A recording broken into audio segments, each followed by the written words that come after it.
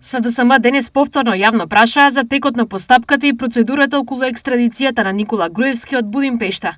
ВМРО ДПМН повторно ја потенцираат улогата на Рубин Земун и неговите контакти со Виктор Стојанов, председателот на Бугарската фондација Македонија, кој за државата е персона нон грата. Поминаа 2 недели откако Петер Мачар е веќе нов премиер на Унгарија. Што се случува со документите?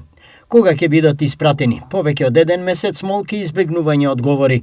Јавноста конечно заслужува да дознае дали Христијан Мицкоски и Игор Филков ги испратија документите за екстрадиција на Никола Груевски.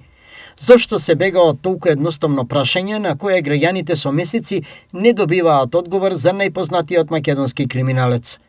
Можеби затоа што Мицкоски не го сака враќањето на Груевски, затоа што знае дека тоа директно би ја загрозило неговата позиција во ВМРО ОКГ. Специјалниот пратеник на Румен Радев, Венко Филипче, преку Рубин Земон во директна соработка со Виктор Стојанов, кој е персона нон грата во Македонија, поради неговите антимакедонски ставови.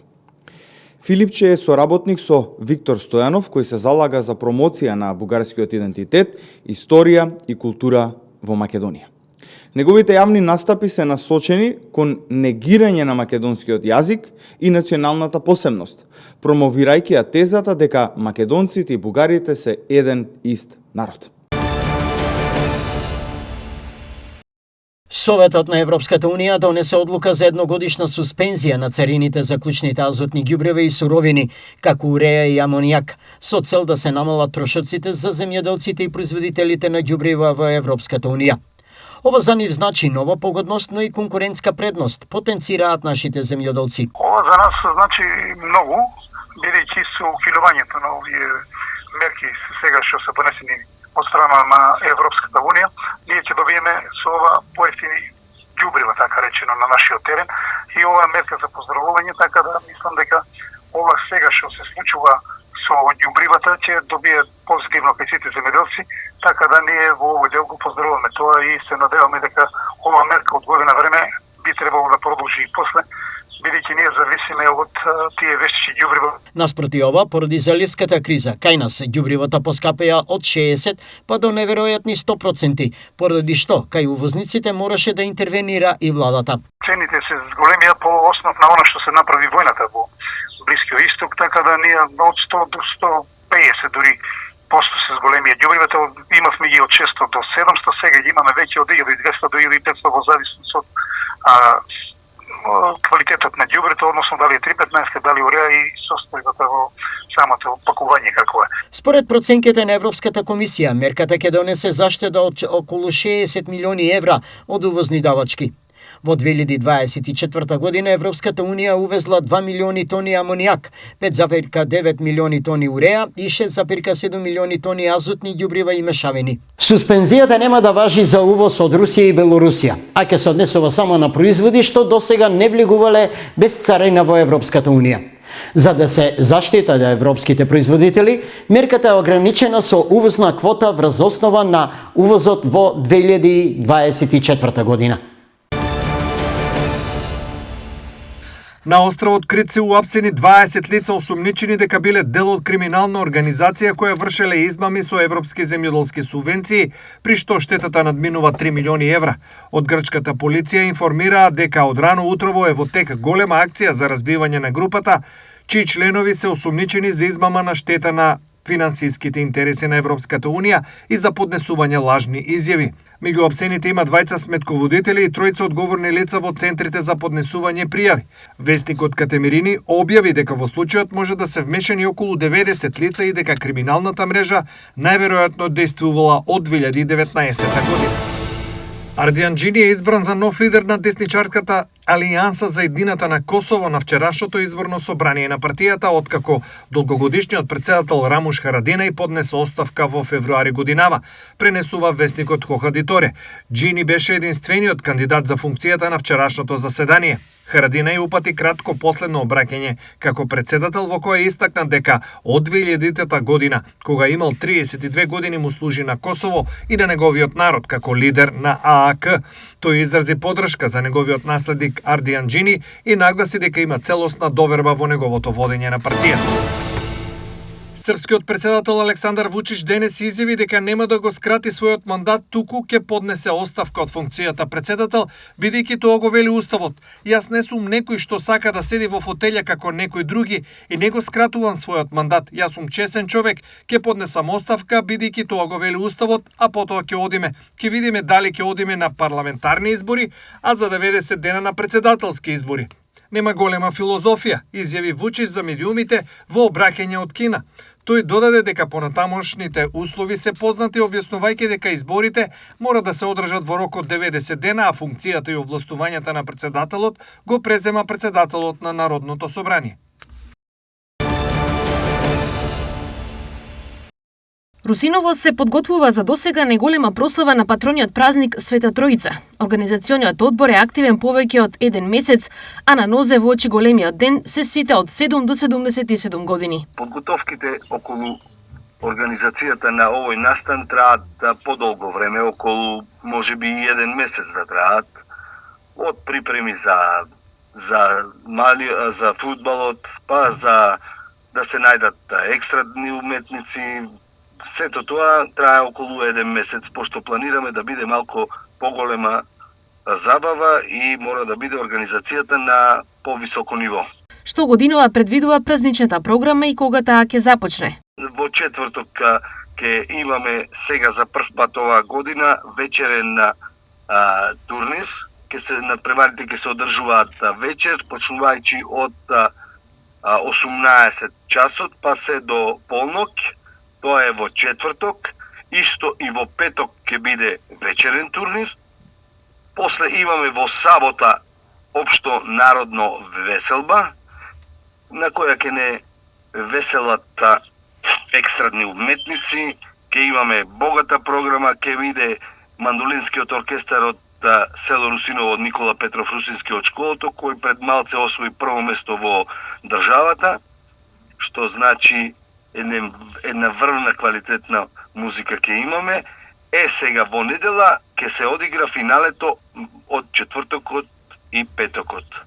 Околу турнирот, значи треба да спомнеме дека првата награда ќе биде 70.000 денари, втората награда ќе биде 35.000 денара и третата ќе биде 15. Ќе биде богата програма. Освен за Русиново, овој ден е голем и за жителите од целиот тој дел на Малешевијата. Од каде се очекувате гости? Ние имаме гости од цела Македонија да ни доаѓаат. Сега ги очекуваме нашите русинци да ни дојдат од Швајцарија, Германија, од секаде, од ширум светот, од Америка. Пред се добра организација е и се надаме на многу квалитетна и добра забава. Русиново е неголемото рурално населено место во Малешевијата, а одбележувањето на Света Тројца е долга традиција. По кажување од постарите, значи датира многу одамна. Може би да датира и од претходниот века, може би и претходно. Неам точен податок, ама важно, јас од кога памтам, едно 40-50 години се одржува и на солидно ниво секоја година. Сега оваа година планираме нешто посебно. Од 1945 до 1988 година, 25 мај беше еден од најголемите празници во поранешна Југославија, денот на младоста, поврзан со масовната штафета што се носеше низ целата држава во чест на Јосип Броз Тито. Главниот символ беше штафетата на младоста, палка што месец и половина патувала илјадници километри од рака на рака меѓу младите од сите републики. Во првата штафета во 1945 година учествувале околу 12.500 младенци, кои стрчале околу 9.000 километри. Македонија имаше значајно место во оваа традиција. Штафетата низ македонските градови била дочекувана масовно со големи свечености, училишни и младенски манифестации, а дел од најважните моменти во историјата на празникот се поврзани токму со македонските учесници. Меѓу нив се издвојуваат 4 македонци кои лично ја носеле штафетата до Тито: Миле Гаврилов и Лилјана Жежова од Штип, Чеде Ѓоргиевски од Скопје и Татјана Додевска од Куманово.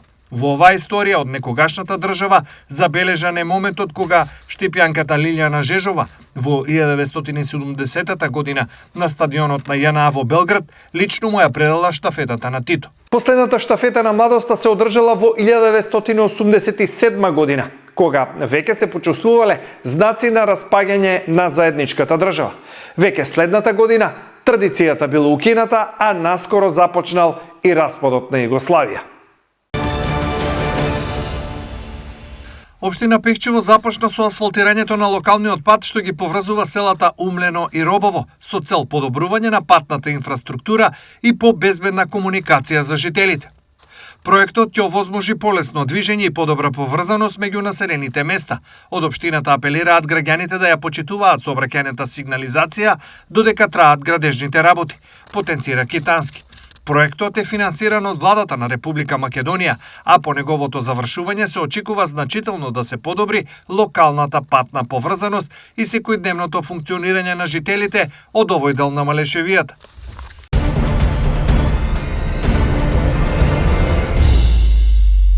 Нова поплака за јавното предпријатие Водовод Кочани. Граѓаните на социјалните медиуми споделија саркастичен коментар. Сакам да се заблагодарам на ЈК Кочани за подготовките за летната сезона. Мислам дека ова ќе биде доволно за разладување во летниот период. Се надевам дека ќе биде санирано пред да настана некое од нашите дечиња.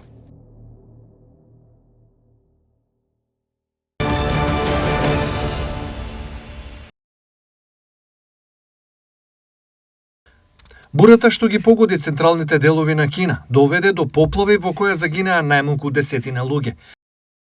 Снимките од една од надзорните камери во Гуанси покажуваат како граѓаните спасиле жена која била на само неколку моменти од давење. Снимките од надзорните камери ја покажуваат локалната жителка како газен из поплавено подрачје и паѓа. Соседите ја забележале многу брзо и ја спасиле од водата.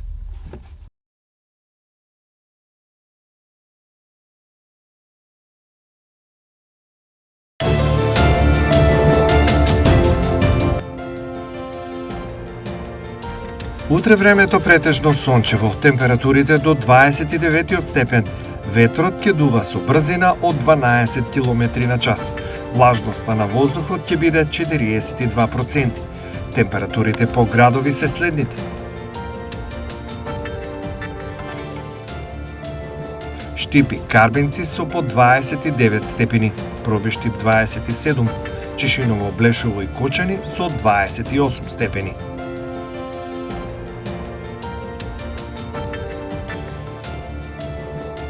Температурата во Виница до 27 степен, во Македонска Каменица до 26, Делчево 28 и во Пехчево и Берово максимални 24 степени.